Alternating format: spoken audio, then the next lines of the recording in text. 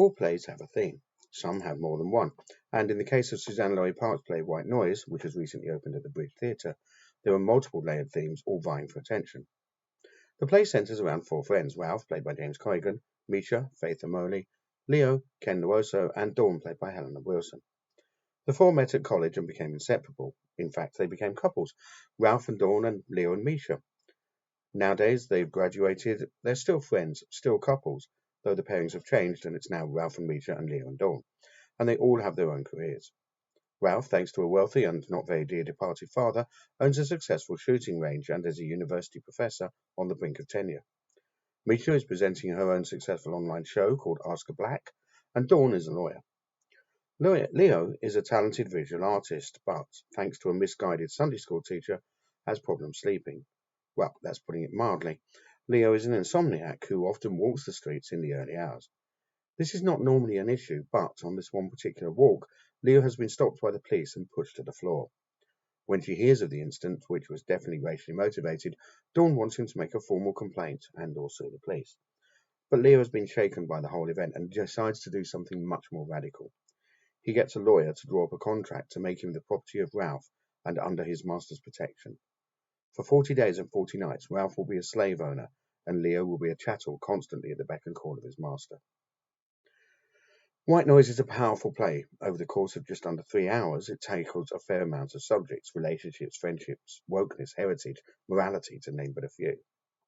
The story is multi-layered, and thanks to each of them getting a monologue of their own, all four of the characters are so much more complicated than they appear at first sight.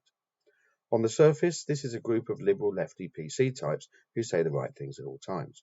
In reality, while they probably believe the majority of the things they say, lurking beneath the surface there are ripples of discontent with their lives and the way they are expected to behave and act. All of the characters are nicely written and in many ways believable, even if it is stretching the limits to imagine either that Leo would come up with the slavery idea or that Ralph would agree to take part. Which brings up a major issue with the writing for me. The 13th Amendment of the United States Constitution abolished slavery back in 1865, something you would think everybody would know. So therefore, the contract between Leo and Ralph, which had been drafted by a lawyer, was not legal, something you would have always expected Dawn to pick up at the very least. However, putting that aside, the writing is on the whole very good. The play is really compelling, and I was hooked on it from Leo's opening monologue through to the end. Considering the subject matter, there's a lot of humour, and the audience broke out into chuckles quite a few times. There were also some, as they say, rather adult theme parts and some very disturbing moments. For me, and I think for most of the audience, the most shocking scene was when Ralph got Leo to wear a punishment collar. The scene was excellently portrayed by the two actors and made fascinating use of Lizzie Cacklin's superb set.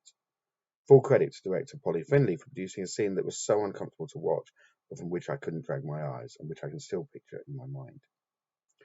And all four actors worked really well with amazingly authentic American accents.